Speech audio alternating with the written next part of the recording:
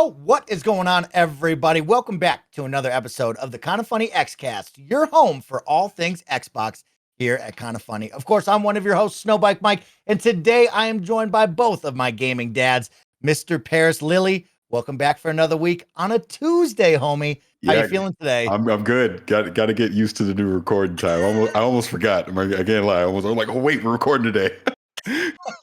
New recording day. We're back again for all of you on a Wednesday. This is posting around the globe for each and every one of you. Not your Saturday mornings anymore, but you get the midweek blues with all of us. We'll bring you the energy and the fun.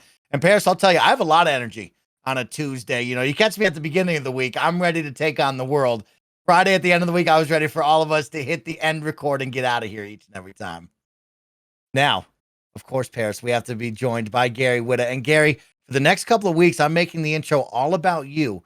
I know you have something very special to promote, and I know that like maybe our Xcast listeners can get just a little bit of a tease ahead of each and every twitch.tv/Gary Whitta stream where we'll be talking about Gun Dog. So promote, and let's talk about the fun that we should have this week. I was going to say, I'm still getting used to this time slot change. It's a very different Tuesday afternoon and Friday afternoons are a very different energy.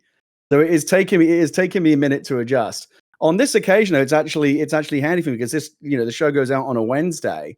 Wednesday nights are now when I'm going to be doing this Gun Dog experiment where again, just real quick, because I know we want to get on to talk about why people have actually tuned in and Xbox stuff. But I adapted my own science fiction novel that's coming out later this year into like a 9-hour audiobook with Shannon Woodward from Westworld and The Last of Us and music by Austin Wintory. It's really, really cool. Chopped it up into 9 1-hour long episodes. And if you're listening to this on Wednesday, you can actually come by tonight, 7 p.m. Pacific, twitch.tv/Gary Whitta. We're going to do the live first broadcast with the season premiere hour-long episode. And we're going to do episodes live every Wednesday at 7 p.m. for the next 9 weeks. It's a 9-episode season. And if you can't catch it on Twitch, then you'll be able to catch it on my YouTube channel. There'll be like an archive version there at youtube.com/Gary Whitta. And then when the audio series is done, when the live series is done, we're going to put it on podcast services as well. So you'll be able to listen to it that way. So no one's ever done anything quite like this before, kind of basically publish an audio book in like episodic chapters to a live audience.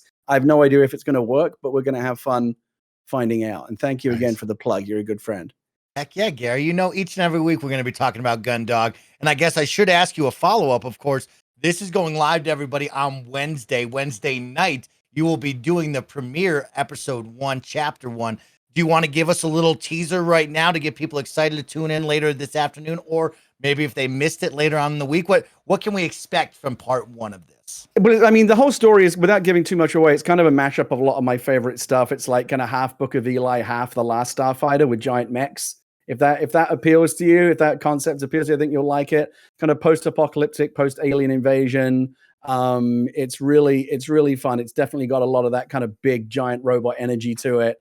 The whole thing is just kind of a big kind of popcorn empowerment fantasy. A kind of young woman who escapes from an alien prison camp and discovers this giant war machine that she can use to kind of take back the fight to the aliens that came and conquered Earth decades ago. It's a lot of fun. It's very pulpy. It's very popcorn. Shannon does this incredible performance, and we have a very, very special mystery guest actor as well, who I haven't announced yet. I want people to see if they can guess the voice. But you'll get a kick out of that when we find out who else we got to come do this thing with us. It's a lot of fun. So yeah, twitch.tv/Gary Whitta, 7 p.m. Wednesday nights. We'll have a live crowd and we'll do the audio, and I'll be there to answer questions and do kind of a Q&A book club every week for the 9 weeks. It's going to be a lot of fun. Sounds exciting as can be. If you need some VO work, Mike and Parris are here for you. I have one voice, Gary, but Parris, he has range. So man of 1,000 voices. If you need us, we're here for you, Gary. But of course, everybody tune in twitch.tv/Gary Whitta for the fun to begin. That is later this evening if you're listening on podcast services and over on YouTube. But enough of that. Let's jump in to all the fun Xbox talk that we got for you on today's KindaFunny Xcast, because this is the KindaFunny Xcast each and every Wednesday at 6 a.m. West Coast, Best Coast time. We post for you over on youtube.com/KindaFunnyGames, roosterteeth.com, and of course on podcast services around the globe. Don't forget the team here at KindaFunny are now Epic Games partners, which means you can use our Epic creator code at checkout anytime you're buying a game off the Epic Games Store. If you're buying V-Bucks for Fortnite, or maybe you're upgrading your look in Rocket League, please consider using our Epic creator code KindaFunny at checkout to help support the team. And talking about support, we want to give a big shout out to those of you who support us over on Patreon, whether you're watching right now on the live chat here on a Tuesday afternoon. Shout out to PSW, Omega Buster, and of course, Cooper for watching live. And of course, thank you to our best friends who are the Patreon producers for the month of August. Thank you to Fargo Brady, Delaney Twinning, James Hastings, and Casey Andrews. Of course, this week, the KindaFunny Xcast is sponsored by Chime and Me Undies, but I'll tell you all about that in just a little bit.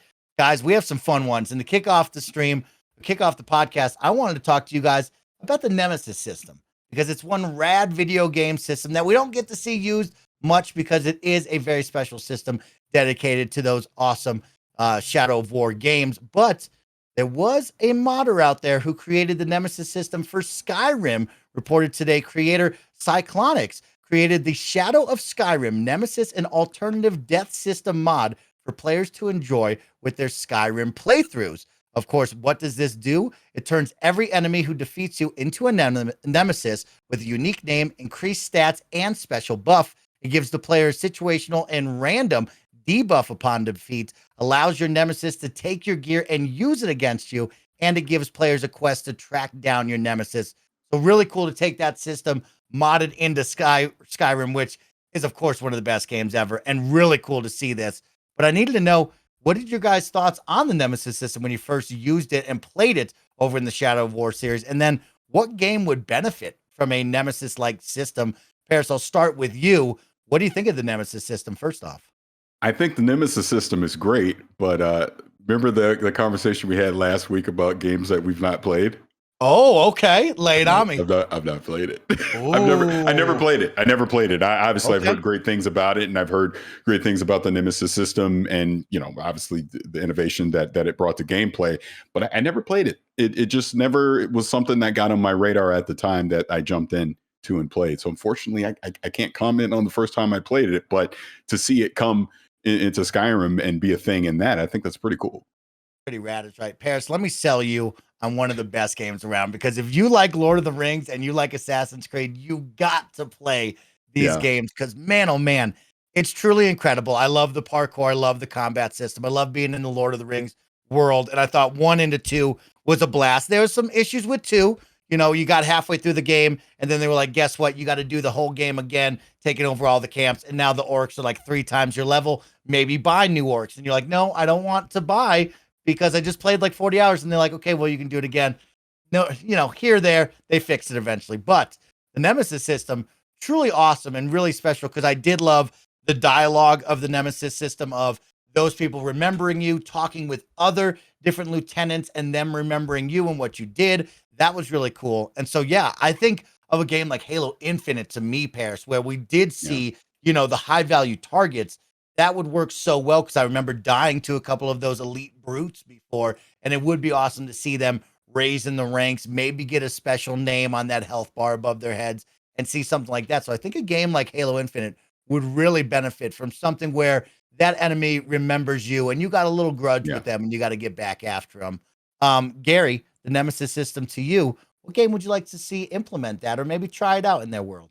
Well, first of all, I should say that, like Parris, I've never played the games, the Lord of the Ring games either. But it's the internet. Who needs an informed opinion? I can just run my mouth without knowing what I'm talking about. No, I do remember reading a lot about the Nemesis system in the games. It was the one thing that, like, those games I don't think were necessarily that successful in their own right, but it's the one thing people remember about that games, right? It was like the hit feature that kind of broke out. I'm actually kind of surprised that it hasn't proliferated more, because it's such a cannibalistic industry, right? Someone hits upon a bright idea, and the next thing you know, like a year later, everyone's got their copycat version of it. Look at what happened with Battle Royale, right? There was like a couple of games came out of the Battle Royale space, innovated in that genre, and now every game has to have Battle Royale, and it dominates the FPS space. So kind of surprised that it hasn't proliferated more. I would say that it is definitely something that appeals to me personally, because I have an epic ability to bear a grudge.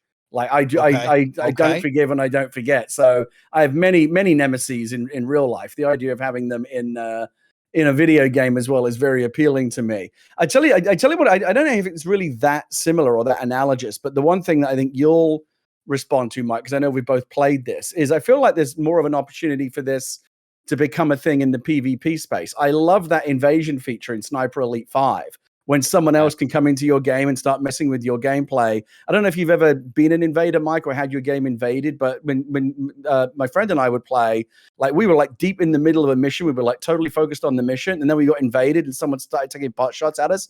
You immediately drop everything, right? All you care about is that invader.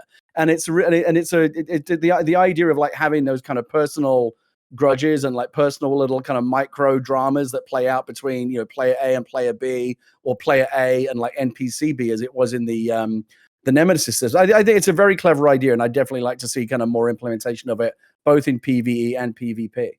Dang, Gary, that's good. I'd like to build off of that, Gary, because now you got my brain thinking here.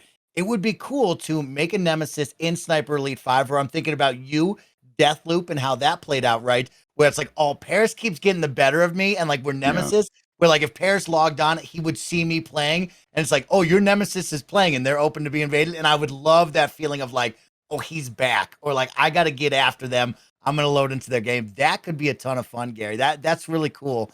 I'm sure someone in the comments will correct me, but there was a multiplayer shooter that I played. I don't know if it was Halo or something, but I always felt like there was one game that was like, this is the person you killed the most and they killed you the most. And it would just show you their name at the end of the stat tracker. Yes. And that's one Yeah, that I would love you're to see. That one always got me too. Yeah. And we're talking about rivals. BJ Bernardo in the live chat right now says, kind of funny games, perhaps a version of Forza Horizon. I like the idea of having rival races or racers. I'll tell you, I love banging into Gary and Parris and Phil Spencer whenever I'm driving against their drivatars. That would be kind of cool to have some rival racers there. Yeah. The Burnout games, I mean, Burnout Revenge was all based on the idea of having those kind of personal grudges between other races. Yes. Barrett, of course, our producer and director of the show, you can help me and chime in on this. I believe Assassin's Creed Odyssey started to build on something very similar to a Nemesis system. I know you brought up WB had patented that system, and they kind of did something similar, but not really. What did you think of that system? Yeah, it was early last year that WB finally patented the Nemesis system, which again is still so wild since when the first game had come out. What was that, like 2014? And they took 7 years to patent the idea, and somehow in those 7 years we never really saw anyone else like really copy it and implement it the same way that they did. Odyssey, you had a couple different systems. There was the Cult of Cosmos, which were not really the same thing. You had to find clues across the world to uncover the secret cult. And then on the other side, you had the mercenary rankings, which was very, very surface level if you want to like compare it. It's like it's similar, but it wasn't exactly the same. Like you started out as like a, you know, there was like a ranking essentially of like the best mercenaries throughout Greece, and you would kind of slowly kill your way up the mercenary ranks, and essentially like you didn't become a better mercenary by like doing missions. You would just kill other mercenaries, and sometimes they'd hunt you down if you were in their territory. If you were like wanted, a couple of them would be sent after you and stuff like that. It was similar, but I don't think it was really as in depth as the Nemesis system in and of itself. But that was fun. But it definitely, playing through it, you're like, this is definitely surface level compared to the original thing. Yeah, I remember that system a lot because, you know, my wife played Odyssey to death, and she was ranking her way up through those mercenaries. But you're right, that to me felt more like just like a series of mini bosses, like side quests, little things you could do, rather than Mr. Hawks in the chat. Lord of the Rings game, I think, was better. Yeah, Mr. Hawks points out in the chat, like once you defeated a merc, like they were gone. Like they don't come back. There's not like a rivalry that builds between you and stuff. You're right, Gary. It is just kind of a series of mini bosses. But if you get to the number 1 rank area, you get this like really cool looking scary horse, and it's dope as hell. What a game that was. Well, yeah, my mind goes to a lot of open world action games, right? I think of games like Crackdown, Batman, Sunset Overdrive, benefit from those. But I love Gary bringing up the PvP aspect, and I would love to see that incorporated and somehow made a little fun with that. I think our Sniper Elite idea, Gary, is the right way to go. For sure, yeah. On that one. But let me know down in the comments section below for our fun icebreaker of the week. Where would you like the Nemesis system to go, and what game, and how would you implement it? Of course, shout out to that modder out there, Cyclonics, for making the Shadow of Skyrim mod that is available now for you to join and play on your Skyrim WB, don't take that down because it's different and not the same. Let them have fun. And it's just amazing, like how this like still such an active mod scene for Skyrim. I saw a thing yesterday that someone got Skyrim running on a pregnancy test. Like it's just absolutely absurd. You're like making that up, the pregnancy Gary. test had this tiny little kind of like dot matrix LCD screen, and they had Skyrim running on it. It was mad. Did you see the latest one where you can play with up to 8 of your friends? Mm-hmm. That one looks really cool, Gary. I'd like to play that. I think it takes a little bit, but I would like to do that. And I think that's when we talk about in the future, we talk about Starfield and what that's going to look like with mods, right? You think of those 1,000 planets and what people are going to be allowed to do and what they can do with the mods. I think that gets me really excited for what the future is with the Bethesda games and what the modding world will look like. So can't wait for like when I'm in the retirement home playing the Starfield 20th anniversary mega gold platinum edition or whatever it is, because you know it's going to have the same kind of long tail as Skyrim, right? We're going to be with that game. Those Bethesda games are like herpes, like they're there for life. You got them for life. Oh yeah, Tuesday episode is going very well, everybody. Get excited. I will get Parris involved in that one. Parris, do you think Starfield will have the legs like Skyrim? Right? Like we don't really people talk about Fallout 4 and like some people play it, but not to the level that of like Skyrim and the generations that we've had. Do you think Starfield will have that staying power like Skyrim? I don't want to be definitive and say yes. I want to say I'm sure that's the hope. Okay. I'm sure what they're attempting to build with Starfield and eventually when the mod community comes in, and because what is it now? I'm forgetting now, 1,000 planets or whatever it is. I forget the exact number. It's a lot that's coming in. Imagine modders coming in and actually coming in and making these handcrafted planets that you can explore and discover stuff and do all these things.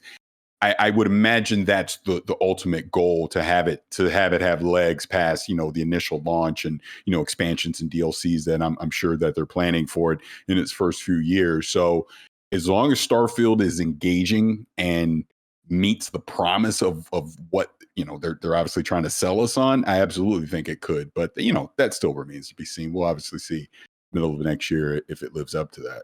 No doubt. Shout out to that Bethesda team as well for getting the mods on console. I think that was a big one, especially growing up of like looking over and knowing some of my friends on the PC side were messing with the mods, and console, you couldn't do that. And then they were able to figure that out and bring them over to the games and make them so easy to use. Shout out to that. But guys, we have a really fun one here. Actually just started a whirlwind on social media before we started recording. So write this down as you listen. 3:45 in the afternoon on a Tuesday. Let's see how this pans out. But Twitter has gone ablaze because a friend of the show, Clobriel, the squirrel on Twitter, you've seen them in Xbox Insider, has shared an image of Elden Ring store page that would allow you to play via the cloud. Now, of course, we do know that Team Xbox is doing their best to start allowing Xbox users to start playing their full library of games via the cloud that aren't on the Game Pass collection. But we have now seen other reports of other people now bringing it up, saying that there is some confusion because it could be coming to Game Pass Ultimate. As you see the logo, if you're watching on YouTube, or of course, if you're listening, there's a logo of the Game Pass on that with Elden Ring and a Play in the Cloud logo as well. Now, of course, there is no official confirmation on this Tuesday afternoon of what's happening quite yet, but it is something to keep an eye on. Now, the Game Pass counter team over on Twitter as well has reported that they see GTA 5 and Soul Hackers 2 available on the cloud and possibly in Game Pass. So Gary and Parris, I turn to you. Gary, Gamescom right around the corner. Is this what you want to hit the fans with, an Elden Ring Game Pass announcement, or even just able to play in the cloud? So I heard about this right before the show when we were discussing it just when we went live. So it's still very new.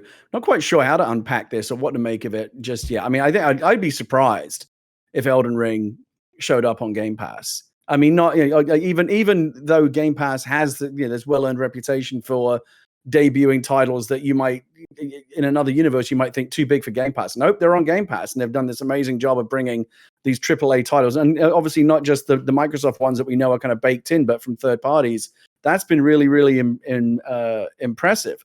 But in terms of something like Elden Ring, which clearly is one of the biggest, if not the biggest game of the year. I think is probably almost certainly nailed on for for the game of the year. It's certainly going to be a major contender. It's going to hoover up a lot of awards. It's big, big, big, big, big. I think if it were to go to Game Pass, it probably would be the biggest third-party title yet to do so. I don't understand. I don't know how the economics of Game Pass works. Microsoft are very opaque about that, and rightly so. It's like a whole business plan that they have, and they play that very close to their chest. I'd be fascinated to kind of take a deep dive inside the economics of it. Like, how does it work for Microsoft? How do they make money? How do developers make money? I know that for indies, it can be very advantageous, is what I've heard from some developers. In terms of a big game like Elden Ring, though, which has already proven to be a sales juggernaut, I mean, some of this is already established, right? Like, there's a game comes out, it's a bespoke, kind of typical, a la carte, $60, $70, and you buy it at retail, you buy it through Microsoft Store, it's not in Game Pass, and it has its day in the sun. And then as sales start to kind of, trail off, maybe it goes to Game Pass and gets a second wind there. But Elden Ring is still very much, I feel like, in the middle of its like first life cycle, right? You feel like it would be premature for it to be going to Game Pass unless, Xbox is kind of backing up the money truck to say, like, Elden Ring's such a flagship third-party title, we want to be able to kind of bag some bragging rights on it, like, only available on Game Pass, other everywhere else you've got to buy it. So I think again, I don't understand the economics of it. I all of that though distills down to me saying I would be genuinely surprised if it showed up on Game Pass anytime soon. At the same time, Game Pass surprises us all the time with what shows up there, so who the hell knows? Parris, Game Pass is full of surprise. What do you think? Yeah, so like I said, this is literally coming hot off the presses, and it's basically in Rumorville. So who knows what's true and what isn't. So I read it completely the opposite of Gary. I don't think it's coming to Game Pass. I think this just might be the kickoff of them allowing you games that you digitally own, you'll be able to stream from the cloud. If you have Game Pass, I think Game Pass is the prereq here. Whether the game's inside of Game Pass or not, you'll be able to stream it on the cloud, unless it's something that's free to play, which we've obviously already seen with Fortnite. I just think this is just expanding the library and the platform by allowing cloud streaming, to be with more games, obviously third-party games that are in the Xbox ecosystem. And what a game to add, which is arguable, like it ain't even arguable at this point. The game of the year for 2022 is going to be Elden Ring. So to have that, to say, hey, if you own it on Xbox, you got Game Pass, you can go stream it from any device you want via the cloud. As they expand that out, I think from a marketing, PR, word of mouth standpoint, that is a feather in their cap as they continue to try and get more people into cloud gaming. Here's the biggest game of the year. We're going to let you stream it from the cloud. All right. There's a couple prereqs to it, but you can stream it from the cloud. So that's how I read it. Obviously, look, we both might be wrong. Who the hell knows what this is going to be? But that was what I took from it when I saw it. The interesting thing that I didn't even realize, because you had in your notes here, Mike, GTA 5 and Soul Hackers 2. The thing is, like, with Atlas especially, and Atlas being owned by Sega, you've got the Yakuza games on Game Pass. The Persona games are coming to Game Pass as well. And Atlas is the one who makes Persona, and they're the developers behind Soul Hackers 2. So it's also one of those things where it's like, maybe they're like fully in now as well. And like, maybe I'm just trying to think of like, does this give it like any sort of ground of like, if Soul Hackers is coming to Game Pass, do we also see Elden Ring coming to Game Pass? Are we getting a couple of like little tidbit leaks here of games that are coming? It's interesting. Yeah, it's really exciting. I mean, you both bring up good points of like in Game Pass or just via the cloud. When I look at Elden Ring, right, you talk about the game of the year contender. It's looking like it right now. Everybody's talked about it, but we're also hitting that point in the life cycle, right, where we are 6 months after release. Gamescom is the end of the month, so we'll be nearing that 7-8 month, whatever you want to call it, and we're kind of hitting that lull. This is that big second wind, right? Because I don't see a DLC on the horizon this calendar year. Maybe I'm wrong, but when I look at Elden Ring, there's no DLC in sight, so that means we'd look to Game Pass, a mega announcement, even if it's just like you said, Parris, just on the cloud. That's a big win for Xbox. Also, massive news cycle rotation if it is on xCloud. And then on Game Pass, it's even bigger of a win You get even more players to jump in and give their opportunity to play it thanks to Game Pass and that second win coming towards the second half. People don't forget about you for the Game of the Year talks, which, let's be honest, nobody is going to forget about them. But, you'd like to be there for the second half, especially up against God of War coming in November. So seems like a big win. I mean, I would turn to you then, Bear, once again. I look at Soul Hackers 2 that just released in late August, or it's coming out next still week, coming I out. think. Yeah, we just did a So- preview of it on Gamescast. When you look at Gamescom, that's August 24th through the 28th. That's like almost lining up with a day and date release of this August 25th.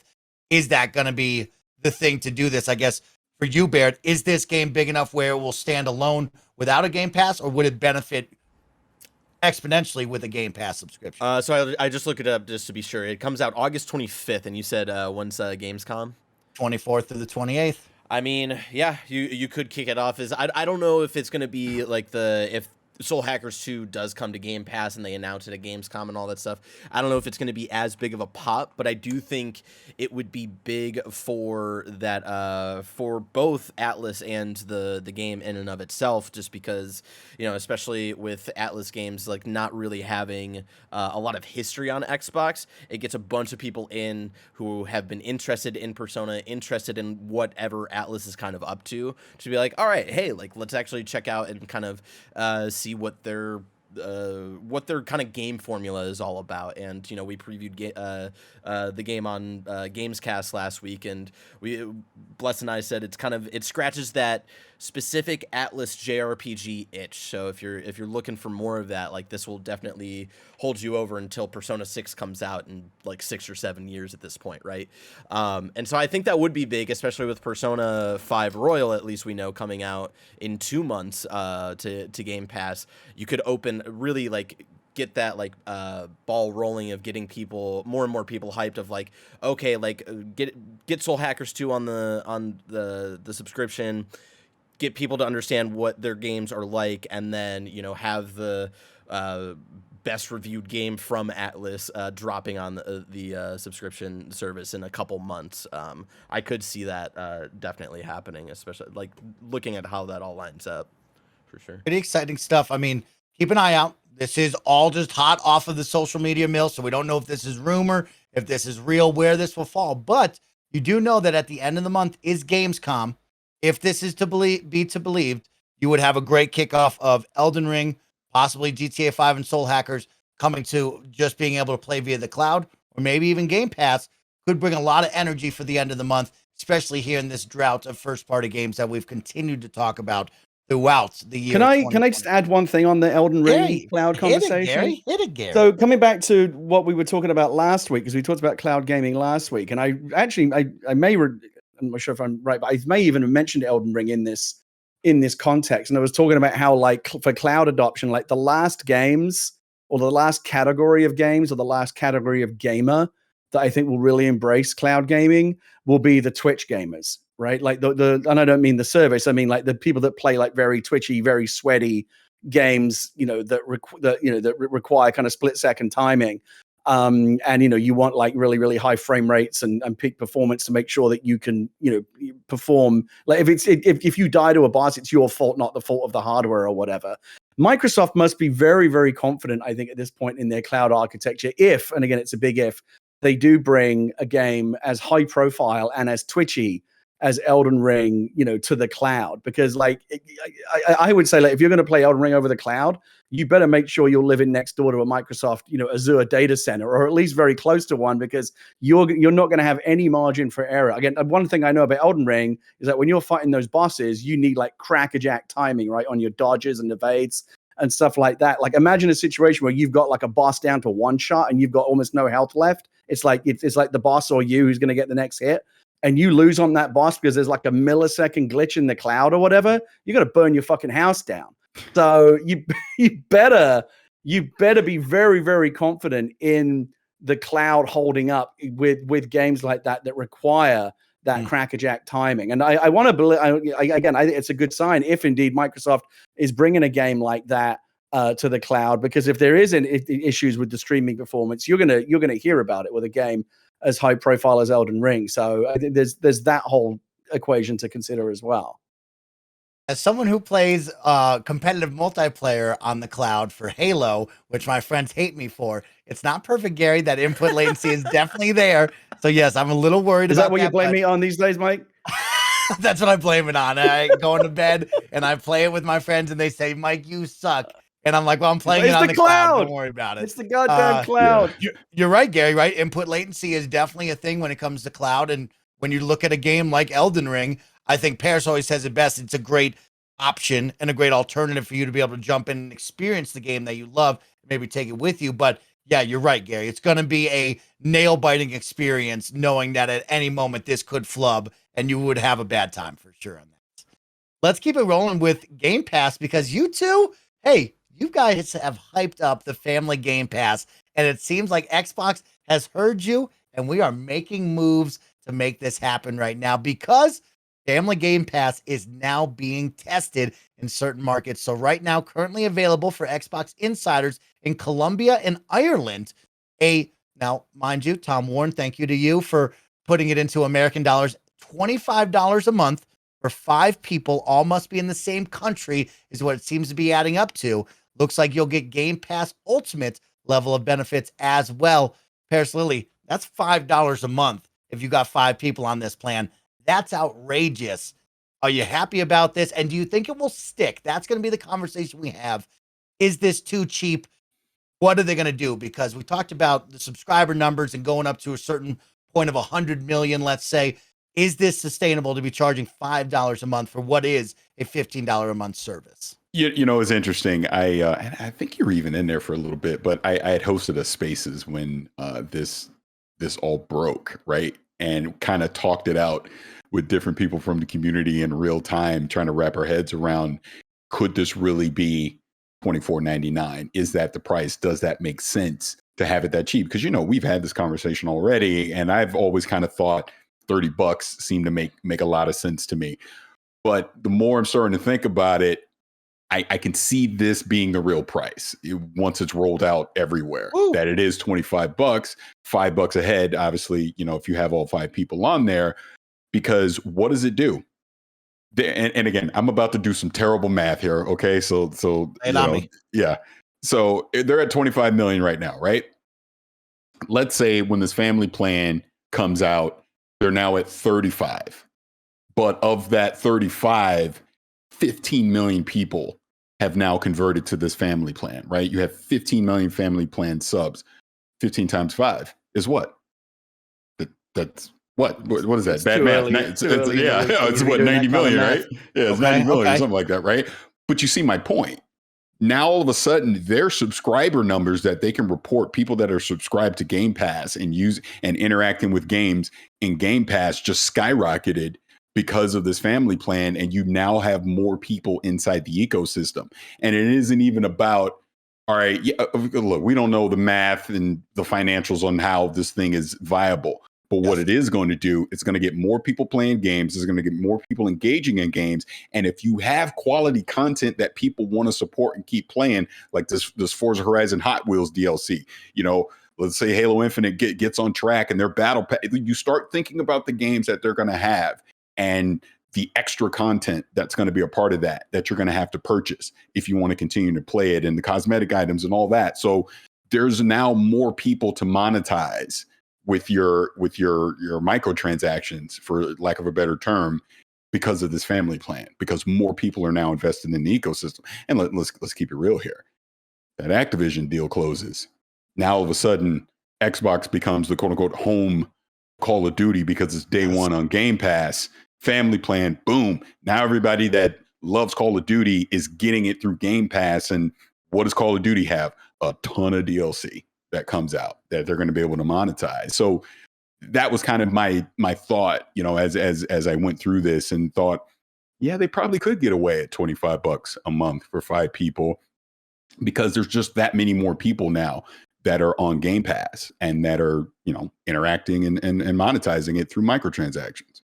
Yeah, I mean, it's well put right there, Parris. Way to think it through, because it is a lot. To me, I am stunned by that $5 number when we break it down, right? Because when you look at it, Xbox Live Ultimate includes Xbox Live Gold, the 100 games in the collection, PC and cloud streaming. So it's almost like is this the moment you would phase out Xbox Live Gold as a subscription service, right? Because now you're charging $5 less for what it would normally be at that $9 price.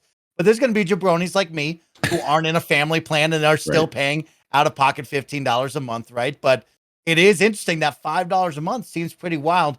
Gary, you got 5 people to team up with on your family plan, or are you putting me on this? No, I was just thinking about that, about like what I would do with the 5 subs. So we have 3 people with Xbox accounts in our household, but we also have other family members in other states, like in-laws and stuff, and we could share. There's definitely option. We would, none of those subs are going to be like sitting there gathering dust. Like they'll all get used. I mean, like I said, you can even you don't have to technically, even though you are like family to me, Mike, you don't technically have to be family, right? It's anyone in the same country you want to. No, you got to get your legal documents all together to prove. Yeah, that's right. We might have to get we might need like a bullshit Vegas wedding or something to make this all above board. But like we'll make it work. Parris can be the best man. We'll make it. We'll do one of those Elvis drive-through chapels, and then you can have my game. You can be on my Game Pass family plans, like the green card for the 20th century. Yeah, and it is literally a green card as well. So this all works out very well. No, I think look, we talked about this before. This is the next logical step in the evolution of kind of the Game Pass offerings. It's something that people have been asking for a while, so it makes total sense. I remember when we were kind of prognosticating about this and throwing out different. Would it be this price? Would you get that much? Like, I think, we threw out a lot of stuff. We kind of like shotgun approach to it. But I seem to remember at least one of our guesses was pretty close to where this seems to be ending up, like 25 for 5, basically. And I think it makes a lot of sense. The other thing that occurred to me about it is it might be a very nice way for Microsoft to kind of goose its subscriber numbers. Because, I mean, technically, they could argue that every time they sell a family plan, that's 5 new Game Pass subscribers, right? And so if they want to be able to brag about having 20, 30, 40 million Game Pass subscribers, every time they sell a family plan, even if they're only using like 4 of those subs or whatever, they've sold you the sub. So they get to add 5 new subscribers to the numbers that they then get to go brag about.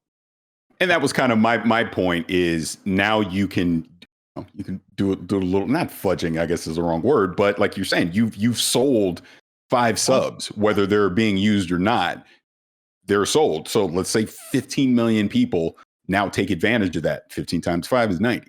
I mean, they can obviously promote that and say, hey, we got this many people in Game Pass now. So I would think that would be the logic behind saying we're going to put this at an extremely affordable price to give you an incentive to want to jump on that. Because to your point, Gary, I'm immediately taking up 4 subs because it's me and 3 of my kids, right?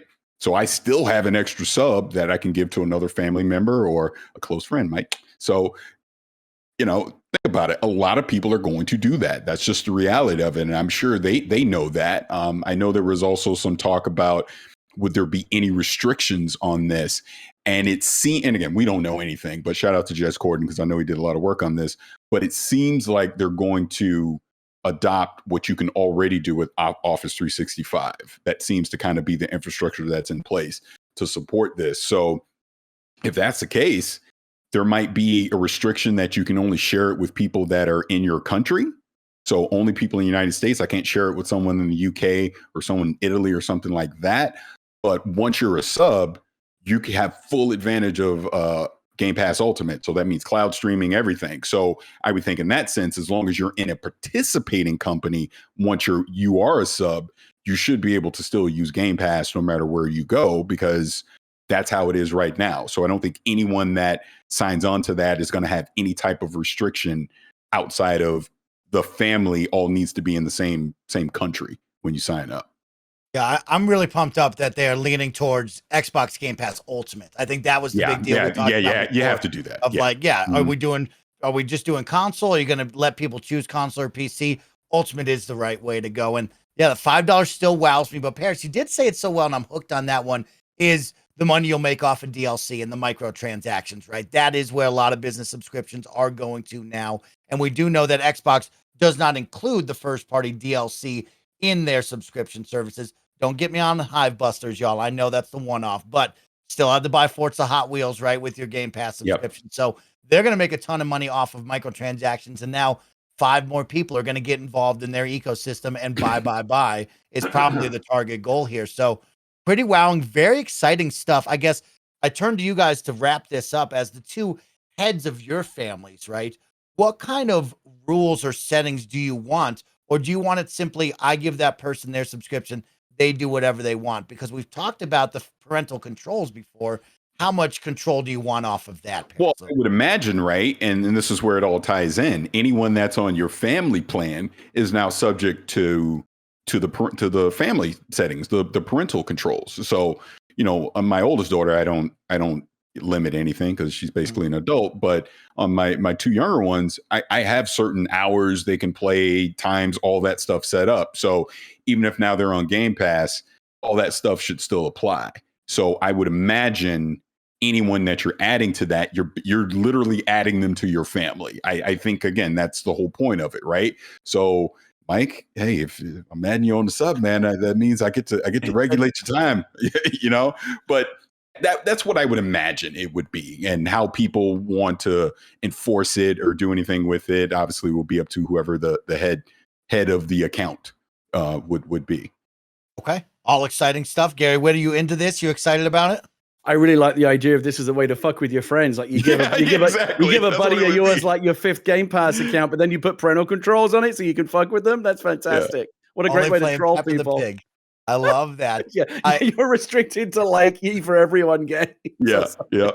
The final one before we get out of here is when? When do you think this is happening? We're testing it now. I mean, Parris, you know best. We test, we come back, we do the analysis, we work it out again, maybe another test phase, but when do you think we will truly see a Game Pass family plan rollout? I would love to see it come out this holiday, because I think it would be a pretty big deal if you could tie that into the holiday season and gifting stuff and all that great stocking stuffer, right? But is that realistic if they're just now starting to test here in August in 2 countries? What does that rollout look like? Is that something by, I don't know, Thanksgiving, you can roll out to the United States and Canada as your first country, and then there'll be other countries as you go into 2023. I don't know, because I don't know how much of this infrastructure they need to test, like what's going on. But to your point, they're not going to put this out until they're 100% confident that it's going to be seamless to be able to do it. So if it's not ready by the holiday, then it's simply not going to come out this holiday, and it would be 2023. I would imagine, though, whenever Forza, whatever of the big 3, Forza, Redfall, Starfield is out, probably Redfall or Forza, not Starfield. But the point is, once one of their 3 big games for the first half of 2023 comes out, I think you would want to have that family plan ready to go, because again, it's going to be a big selling point to tie in with, look, now our internal studios are starting to pump out these big AAA games that you're going to want to play. Oh, look, we got the family plan. Invite 4 members of your family to come with you on Game Pass day 1. There you go. Hire me in marketing. I could do it. No, I'm kidding. Hire Parris right now. He's ready to rock and roll. Gary, what are you liking all of that? Hopefully the holiday, or would you expect longer? I mean, I have no idea how long it takes to thoroughly test something like this, but I think that best case scenario, the holiday. I don't think it would be any sooner than that. Also makes sense. You want to have some kind of offering around the holidays. There's probably not going to be any new hardware, given all the supply chain issues that we're having. But maybe something like this is kind of a cool thing to put out there in the holiday season. Holidays, of course, is when families are getting together at Thanksgiving and Christmas. I feel like a family plan card it would be something kind of very giftable, very very Christmassy, like to unwrap on Christmas Day is like a nice family Game Pass for the whole family, for the next 12 months or whatever. Feels if it feels right to me.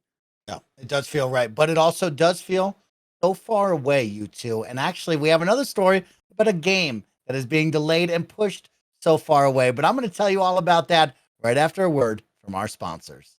No one. And The Rock means no one likes waiting on a paycheck. Especially, ladies and gentlemen, when you've got bills due. Good thing there's now Chime. Now you can get your paycheck up to 2 days early with direct deposit. That's up to 2 more days to save, pay bills, and generally just feel good about your money situation. Waiting for your money, never good. Getting your money in advance, great. Who wouldn't want that? Chime is more than about just getting paid early. It's also an award-winning mobile app, checking account, debit card, and optional savings account. So what are you waiting for? Hopefully not your paycheck. Get started with Chime today, applying for a free account. takes less than 2 minutes. Get started at chime.com/kfgames. That's chime.com/kfgames. Banking services and debit card provided by the Bancorp Bank or Stride Bank N.A. Members FDIC. Early access to direct deposit funds depends on the payer. Where'd the sunglasses go? Chime.com/kfgames. That's chime.com/kfgames. Have you heard about the legendary underwear brand that's taken the podcast world by storm? Famous for their buttery soft undies and bralettes, MeUndies loves podcasts just as much as you do. It's like they're made for you, and you're made for them. You're made for each other. Now, of course, ladies and gentlemen, you know I love my MeUndies because they're the most comfortable underwear I've ever had, and because they have great patterns. As the king of Halloween, my candy corn pair never fails to make me smile. Everyone knows MeUndies for their super soft undies and comfy bralettes, but did you know they also make other stuff? We're talking about durable, cushy socks that will make your feet sing. They even make hoodies for your dog so you can match every important person in your life. Available in sizes XS to 4XL and tons of colors and prints. MeUndies has a great offer for my listeners. Any first-time purchasers can get 20% off plus free shipping and returns. To get 20% off your first order, free shipping, and a 100% satisfaction guarantee, go to MeUndies.com/KindaFunny. That's MeUndies.com/KindaFunny. Guys, welcome back. Let's talk about delays. Everybody hates them, but they need to happen so we can get the best game possible and allow for those incredible teams to make the best game. Right now, yesterday, it was announced that Marvel's Midnight Suns has been delayed. The deets coming out of a Take-Two phone call, report says Take-Two's fiscal year ends in March 2023, so we can expect it sometime or before the end of March 2023. Being pushed out of this year, kind of upsetting because, of course, this is a Firaxis game. If you know XCOM 2, these are really fun games, and they're working really hard to bring in the Marvel universe into this kind of turn-based card video game amalgamation here. But very excited to have the Marvel name here. Sad to see it go. Guys, were any of you interested in this Marvel's Midnight Sun? Gary Whitta, this gets you at all? You an XCOM guy? I think we're just kind of taking these delay announcements in our stride at this point, right? They're so, I mean, they are so commonplace in 2022. You know, COVID keeps rolling on. There's all kinds of other issues going on in the world. Again, when I scroll through my Twitter feed now, I see that little, that block of text on a background, and I'm like, yep, before I even open it, I know another game has been delayed. It really it's just a question of, it really depends on like what is the stature of the game and how important is it to you. Not, I think Firaxis is a tremendous team. Marvel's an interesting license, and I think Midnight Sun could be an interesting game. But I think, I personally kind of shrugged because to me that's kind of like it's not in my A list of games that I was eagerly anticipating. We were really fretting over. Remember when Breath of the Wild got delayed, and we were sweating over is God of War Ragnarok going to get delayed? Like those are the big titles that we have the meltdowns when they get delayed. Well, I mean, not so much a meltdown because again, fortunately, I think the community has become much more understanding of this kind of stuff. Usually, when you see one of these announcements, a few years ago, it would have been "fuck you, I want my game right away." Lots of petulant children throwing their toys out of the pram. Now, what you see is a lot of people saying, "Hey, take your time, we get it. Deliver the game when you're ready." And I think the community, at least, for all the toxicity that's still out there, that is one issue where I feel like the situation has improved a lot. We've become a lot more accepting of game delays, perhaps because we've seen what it looks like when they don't delay games, and we get the Cyberpunks and we get the games that shipped before they were ready, and we have to deal with the aftermath of that, for months and years afterwards. Nobody wants that anymore. We'd much rather wait. And again, given the circumstances in the world, like I said, we see these delays so often now. It is so commonplace that I think we've just kind of become inured to it a little bit. We're just kind of like, yep, there goes another one. And it's sad that that's the case, that this has become so commonplace. But the last couple of years have not been normal for anyone. And I think it's something that I think a lot of gamers have just kind of priced in at this point. We've come to expect it. Yeah, I'm with Gary on that. I mean, that's pretty much it in the sense that when I see a delay at this point, I'm not even disappointed. I'm just okay, take your time. It's not a big deal. We understand we're in unprecedented times. Things are going to be delayed.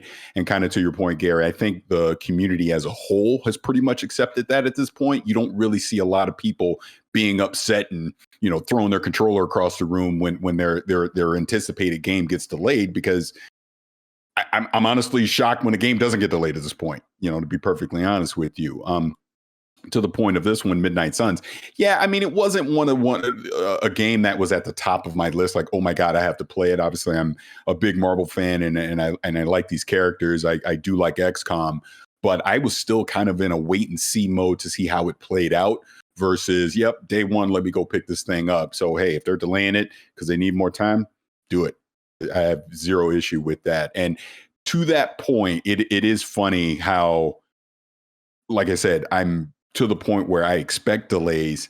I've really been going back and replaying some games that I haven't either played in a long time or jumping in the backlog and trying out something that I haven't played at all, because now's kind of that time. I feel we're at a point in the gaming industry where we have so many different games that we could be playing. That's the thing. It's not like there's nothing else to do. Exactly. Right? Like we've all got these shameful backlogs that we talk about all the time. Honestly, I sometimes feel like when a game gets delayed, I'm almost like it's doing me a favor, because it's like take your time. Like I've got plenty of other things to be getting on with.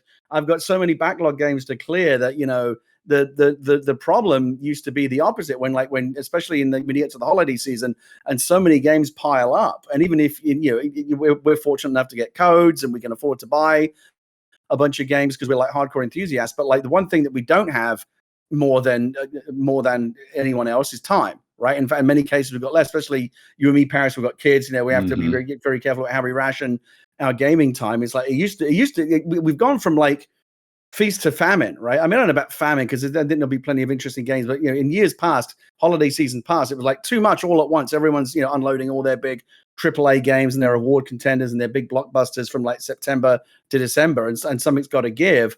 This year, what I'm hearing about, and I've seen a lot of articles written about this, is like a AAA drought, right? There'll be Ragnarok, but for the most part, we're not getting, obviously, you know, Call of Duty, you get that every year, but there's not going to be this big glut of AAA games vying for your attention this year. And honestly, maybe that's not such a bad thing.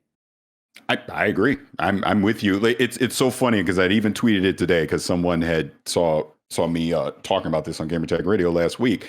I've been playing Gears 5 again just for the hell of it, right? And bro, let me tell you right now, I'm playing this thing on my PC. I have a 3090 just for context, but I'm playing this on insane settings. This is one of the most visually impressive games I've ever played on PC. It is just that good. The lighting that they have in this game is just phenomenal. And then I flip over to the Series X.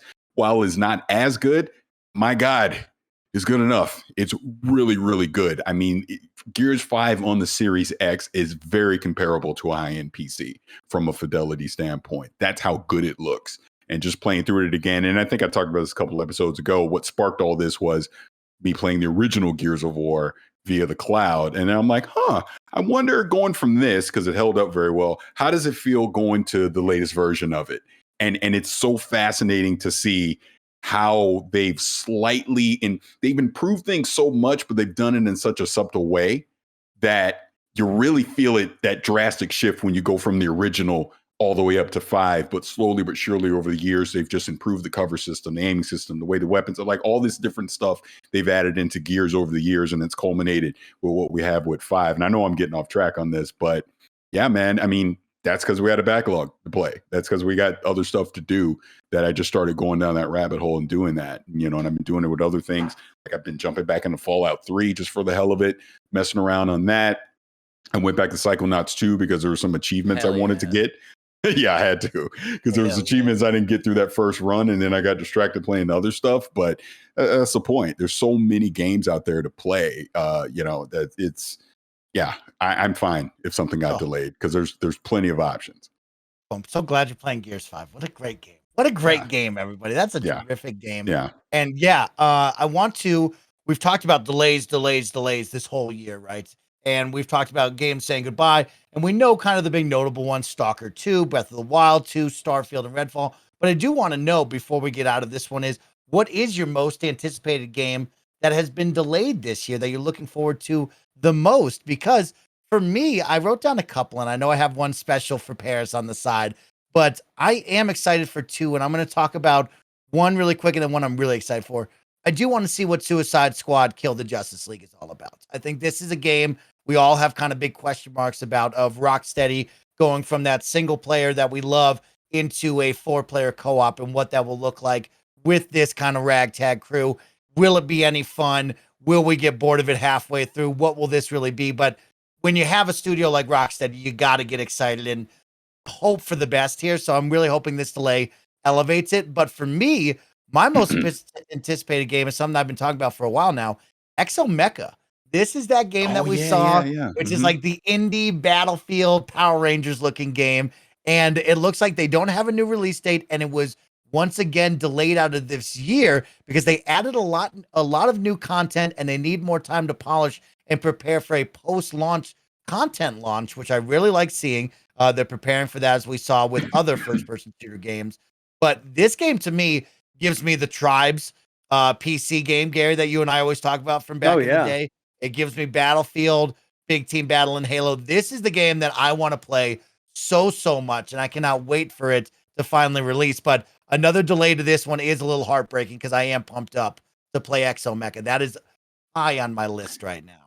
That one they showed originally, wasn't that, this is when the Series X was debuting, but it was when the fridge meme came out. It was when they did that event like in May, right? And they were showing some smaller, that's the first time they showed that. I believe right? So. It's right. Yeah. Mm-hmm. And you'll recognize it. It has like this scarab beetle that's currently on YouTube. They have the big Power Rangers mech suit. We saw like a robot dinosaur. Like this will be Battlefield cranked up to 50 on a kind of a AA level. You know, I'm not going to expect the polish of a Call of Duty here, but I am looking really forward to seeing what this team brings because this is going to be a fun first-person shooter in the space for sure.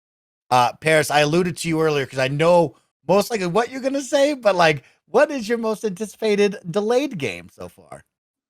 So let me say two, because I think you know one of them, but it's not the one that you think. So Replaced obviously is one that I'm highly anticipating. We know what happened over in the Ukraine has delayed that into 2023. We'll obviously see what the date on that's going to be, but I that gave me the Death's Door vibes, just so people know, the first time I saw that at the showcase in 2021. So I'm really looking forward to that. The second one would be Stalker 2 for literally the same exact reasons that I just said with Replaced. But mine is Starfield. It's Starfield. I actually caught a little heat online because I had actually said this on Twitter the other day, because I went back and I figured, all right, all the hype has died down. No one's really talking about it anymore. Let me go back and watch that Todd Howard presentation again at the last showcase, finally showing off Starfield. And we talked about it before, but we know why it got delayed. It needed to be optimized more, 100%. But stripping all that out and just listening to him describe what Starfield is and seeing what you're going to be able to do in that world, absolutely, of the known games of 2023 is my most anticipated. I can't wait to dive into that universe or galaxy or whatever you want to call it and just go explore and just live the life of a space pirate if I so choose, or do whatever you can. But all the things that Bethesda brings to an RPG in that type of setting really excites me. So that would be my most anticipated delayed game for 2023. We're watching the footage live, and it gives me the goosebumps because I'm so excited for Starfield. It's ridiculous. Gary, you, me, and Parris, we're taking a lot of L's on our Fantasy Critic League because a lot of our picks have been delayed. Like, we're taking a lot of losses. We need to sit Gary. you guys down, log in, drop games, and bid for games. I've had people left tweet at this me. point. I know we've not been maintaining that at all. No, I have not. I suppose we did the initial auction and then walked away. Yeah. All I do is brag about the fact that I picked Kirby. That's it. That was like my one shining moment. You all laughed at me. But Gary, a lot of your games have been delayed, so it's an easy one for you. Of what are you most looking forward to that's been delayed into next year or beyond? Well, for me, it is Starfield. Even though I was slightly underwhelmed by the reveal that they did. I think it's because the hype levels were so unrealistically high.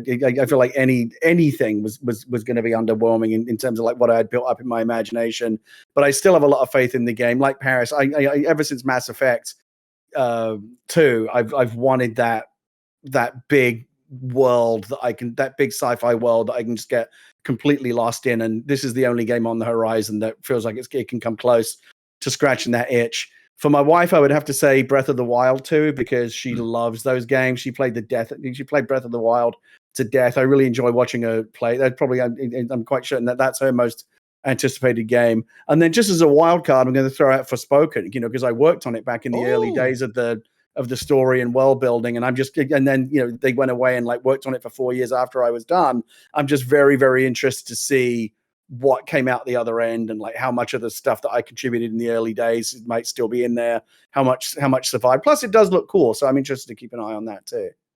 I was hoping you were going to pull that one out, Gary, because I know I receive a lot of questions because people want to know about your work on that and they want to learn more about how you contribute and what you contribute to games like that because they don't really get to see the behind the scenes stuff. So maybe one day we could ask you all the questions. I think when the game comes out and they do like their real PR round on it, I'll probably be able to talk about it in more depth. But again, the bottom line is like, yeah, I did some very early kind of foundational world building stuff. Came up with the name Athia, which is the name of the world, and like rules of magic and things like that. But again, they were like, thanks, now we've got it from here, and they went away with a different set of writers and actually did like the making of the game. And again, sometimes when you go through a process like that, you never quite know like how much of the early stuff has been retained and how much of it makes it through to the finished thing. So just because I had like my hands in it very, very early on, it's going to be interesting to see like when I'm playing it, I'm going to be like, oh, I remember that from 4 years ago, or or not. I just don't know. We'll see. All right, very cool. Let's keep it going, Gary. Another one, 2 weeks in a row. Special controller piece of news for you. Now, last week we had Jez Corden, friend of the show, possibly teasing a release of an Xbox Elite Series 3. Gary, we need to bring you back down to earth because now we have a possible tease of an Elite Series 2 controller, but in a brand new colorway right now. So this has been up on Twitter for the day right now. Twitter user Rebs Gaming at Mr. Rebs has shared a video of what could be a brand new version of the Xbox Elite Series 2 controller, but in a white colorway with what looks to be an official box, the carrying case, charging pack, and everything you'd expect out of the packaging. And it possibly could be coming this holiday 2022 for the Xbox product line. Parris, did I make you laugh over there? What do you think about this one? No, I'm laughing because obviously we had that speculation last week about all this stuff. Yep. And I had somebody whisper in my ear, "You're dead wrong. There's no Elite 3 coming." And I was like, okay. So I had to laugh. And then obviously this leak. So it makes sense now what Jez was alluding to and speculating on. This makes a lot more sense. I can honestly see this being announced at Gamescom because, and I could be wrong, but I feel like that's when the Elite 2 was announced, was at Gamescom 2019, because I remember going hands-on with it at Gamescom 2019. So maybe this, again, is the right venue to be able to show off this white version of it, which I would still hope there is a little more update to build quality, and it's not just a color change, as we were speculating last week, so Mike, you don't run through 100 of them, even though I seem to have absolutely no problem with mine. It's great. User error, 100%. Yeah. But yeah, I mean, hey, I'm good with it. I mean, it's a different color. Let's see what the pricing on it's going to look like too. Really, the Elite Series 2 controller is perfect, right? Like when I read all the things of like what people want from the Elite Series 3 controller, it's the share button and better build durability. Nobody's bringing anything really groundbreaking to the mix whenever I read those comment sections, right? So it is like odd, like you said, Parris, like, do you really need that? And it's just such a small variation of just put the share button on there and I'll be completely happy. That's the only thing it's missing in my mind. And that's kind of the bummer seeing this, that it still doesn't have a share button. I mean, that really is, and you don't have to call it an Elite 3, which should be a complete overhaul of everything they're doing. But they could do the Elite 2.5 or something and say, boom, we put the share button on it. Here's a different color to it as well. I think that's the only thing that's missing from this, making it arguably the best controller you can have right now. Yeah. Gary, of course, I inform you of this because you are Mr. Controller out of the three of us here on this panel. Of course, what do you think of the white? My only issue, Gary, from what I see is, of course, we've really enjoyed these black rubberized grips on the bottom of the handles, right? Now everybody likes them. But man, oh man, it really limits the color of the controller when this gentleman pulls it out. If you're watching on YouTube, you're going to see, of course, the flash of white, but then just massive rubberized grips on the sides of these controllers. Do you think it should all be white, Gary, or do you like this colorway, this scheme that it is? I did kind of halfway call this last week, by the way, when we were talking about like what we would want from a Series 3 controller. And we talked about how like putting it through, having a design lab option would be great. Although again, that's probably not compatible with what I imagine is a much more involved manufacturing process for the Elite controller. But I said at least like give us some color options, even if it's just 2 or 3. So it seems like they are doing that with this alternate color. I actually really like the black and white colorway. It seems like they've almost taken a bit of a design cue from the DualSense controller, which I love that look. The DualSense, I think, is the best looking controller. I still prefer to use a Series X controller, but I think the DualSense looks to me like the highest end controller. Like it looks like a really serious piece of equipment. It's beautifully designed. That black and white, it just looks like it looks like something out of a science fiction movie. I think that's really, really cool. And it looks like they have adopted some of that aesthetic. In terms of the share button, I don't know, like it feels like if they just want to sell controllers, like add a share button and call it a series 3, and all the diehards out there who have got to have like the latest one are gonna go get it. That said, it's funny, when I was complaining about the share button last week, I'd actually forgotten something that I had done when I was playing Halo Infinite. You can easily map a share button onto the Elite controller, right? You've got the paddles, you've got the shift button. It's actually when I was playing Halo Infinite with the Elite controller, because it was so rare for me to get a kill in Halo because I'm so bad at it, I recorded pretty much every kill I ever got as like proof that I got some kills. And so I was like, I want my share button. So I actually mapped it to one of the paddles underneath. Which is very easy to do with the software that they give you. I think they'll sell a bunch of these to collectors. Whether or not the white is gonna, in time, we'll see if they start to if it starts to discolor at all. I don't know. The rubberized grip, again, I would need to feel it in the hand. I would just say I can't remember how the Elite controller feels different in the hand. I got to say I've called it out before. As much as I don't like the aesthetic of it, I don't know if either of you two have held that Forza Horizon controller, but it has that kind of steering wheel rubber effect on the bottom, and that to me is I wish every Xbox controller had that. It's so grippy, it feels so good in the hand. I would love to see that. And on the durability, it's funny. I know I've heard people say about eventually the control, if you really beaten down the Xbox controller, the Elite controllers start to break down. I'm kind of surprised to hear that, because the one thing that like immediately hits you the first time you put an Elite or an Elite 2 controller in your hand compared to the original one is like, it feels like a serious piece of, like, it's heavier, it feels sturdier. Yeah. You can tell it's made of like higher quality material. I'm actually kind of surprised that there have been these occurrences of people complaining about failures and things like that, because the first time you get it, you're like, man, this is like a really robust controller. I don't know if they're kind of stealthily doing revisions, like maybe when they do a tear down on this new white one, they'll find out that there's been some kind of quiet internal revisions. I don't know, but I don't know why they just don't take the next step and just call it a Series 3, put a share button on there to bring it into parity with the standard Xbox controller. It just seems like a no-brainer to me. I'm sure they'll get around to eventually, and this white option is just kind of an interstitial step along the way. Yeah. So exciting stuff. Keep an eye out for that one. If this is to be real or not, we will see. Maybe a great little holiday release for all of you, but a white colorway would be nice to mix up with the just generic black Elite controllers. Let's talk about one final story before we get out of the Xcast this week, and that is your Xbox Series S could receive a small, nice little boost to help you out there. I'm going to pull from IGN.com by Taylor Lyles, who just does incredible reporting over there. So I'll read directly from the report right now. Microsoft recently released a new Xbox software development kit, which gives developers access to more memory. The change should help improve the performance when playing games on the Xbox Series S. As spotted by The Verge, the latest game development kit frees up hundreds of additional megabytes of memory for the Xbox Series S game developers. Quote, this gives game developers more control over memory, which can improve graphics performance in memory-constrained conditions, end quote. Microsoft's games dev team noted in the June game development kit video. While this should help provide a much-needed boost to the Xbox Series S, it will take time for developers to optimize games, and there are no promises that games already out on the Xbox Series S will get a patch to improve their overall performance. Gary, yourself, Parris, myself have all hyped up and really praised the Xbox Series S and what that's capable of. You see the team still continuing to tinker with it and keep it relevant here for developers and for this next generation. Are you happy to see this? And do you expect this to happen a lot over the coming years, as we've seen kind of mid-generation boosts come out with different console variations? Do you think they'll have to do this a lot to this console? Yeah, I'm happy. Go ahead. Sorry, go ahead. No, you go, Parris. No, I was just going to say I'm happy to see it because hey, if they can squeeze more performance out of this and it helps developers, optimize games better on the Series S, 100% do it.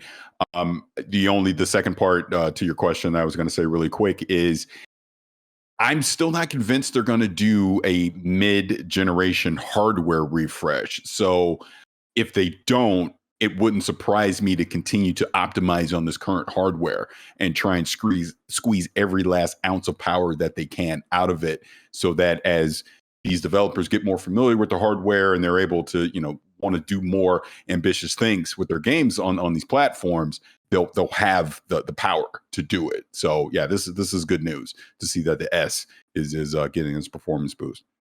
Yeah, I think it's a really cool little piece of news. The idea that they can do these kind of back end performance tweaks that don't, require anything on part of the user. Right? Like you said, there's no new hardware revision. You'd have to go buy anything else to plug into it to boost the performance. It just happens, and you're the beneficiary of it.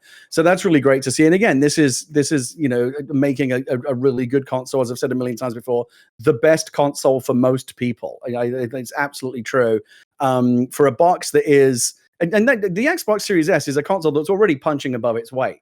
Right, it's basically almost half the price and basically half the size of the Series X. Anytime, because I'm obsessed with the Digital Foundry deep dive, performance teardowns that they do with the little frame rate graphs and everything. One of the things that is very, very common in that is they're often quite surprised by just how good the Series S version is compared to the Series X. There's actually not that much of a performance drop off. There's always trade-offs, but it's not like the Series S is the poor man's version of any game. The Series S version at least always holds its own pretty darn well. And if you don't particularly care about 4K, as I've said, I think a lot of people really don't or notice the difference. It's really an amazing piece of hardware. And just on Parris, this has nothing to do with the performance boost again, which I think is great. But whether or not there is a mid-generation rev at any point, the only one thing we've talked about before that is holding back the Series S, and it's the only caveat I would give when I recommend it to people, is just be aware that hard drive space is going to run out real fast. Mm-hmm. So I would love to see, for me, the biggest winner would be a Series S mid-generation refresh with a terabyte drive. That to me would make it an absolute no-brainer.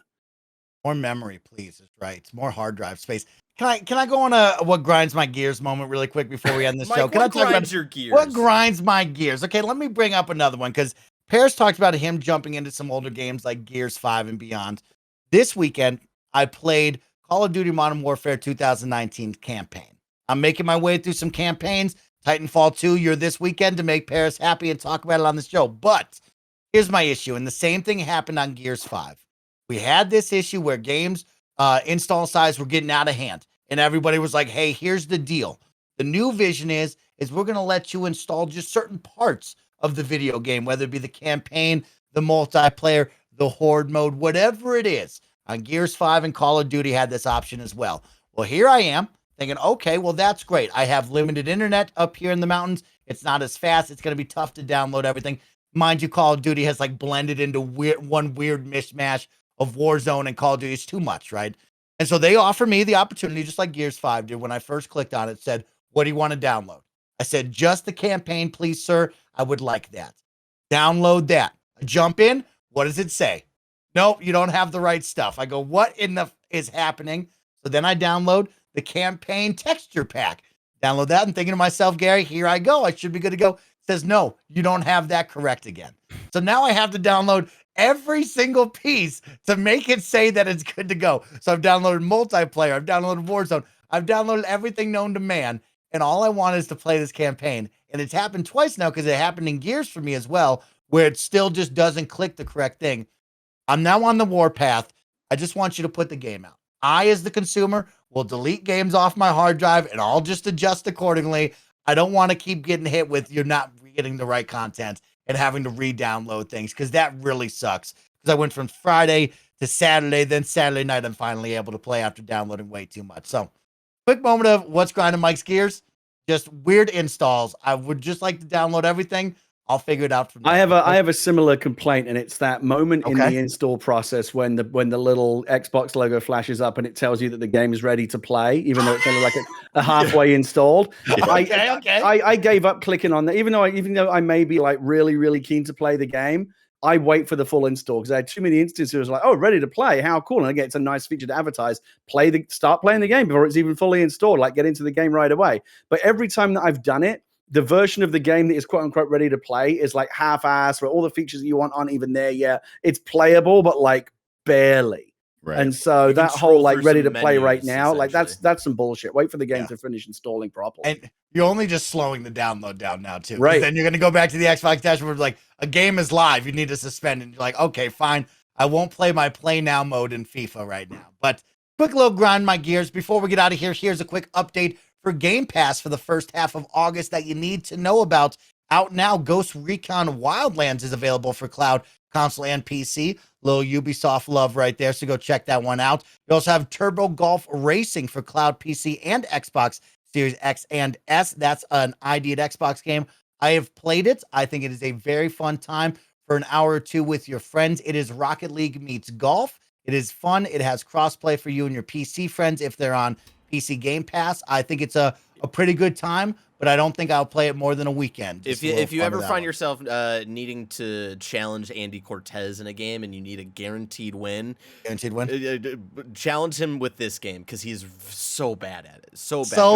Go to youtube.com/KindaFunny plays to watch him play and probably be the worst at golf he's ever been. It's really sad to watch. Out now, 2 Point Campus on cloud, console, and PC. I'll talk about that next week with all of you. August 11th, a game for Parris and Khalif. Cooking Simulator on cloud, console, and PC. Will this be where we settle the beef virtually? Maybe we could have a fun stream of that one, David. I got him good with that one when I saw it because I saw it before he did, and I was like, Khalif, there's something on Game Pass for everyone, even you. Your prayers have been answered. I love that. Then, of course, on August 11th, you have Expeditions Rome on PC and Off-World Trading Company on PC. That's an ID at Xbox game. For leaving on PC or leaving on August 15th, make sure to go play these: Boyfriend Dungeon, Curse of the Dead Gods, Library of Runia, Starmancer, and Train Sim World 2. Gary, another simulation game that you should probably check out before it's gone. I have it on PC. I love those Train Sim World games. And that will end this week's Kinda Funny Xcast. Of course, we went a whole episode without checking on Parris and his Elden Ring expedition because we did talk Elden Ring. I let him slide because I know he's going to tell me when he's ready to talk about it. But I want everybody to know I went the whole episode and I said, you know what, Mike? I'll let him slide this time. So Parris, you're off the hook until next time for something fun like that. Gary and Parris, it has been a great week spent with the both of you. It's Tuesday, aka really Wednesday for all you watching and listening out there. So make it through the work week, make it through the school week, have that second half of the week boost here with the Kinda Funny Xcast, and we'll catch you back here next week. On behalf of Gary, Parris, and Barrett, and myself, thank you all so much, and play some games, y'all. Peace.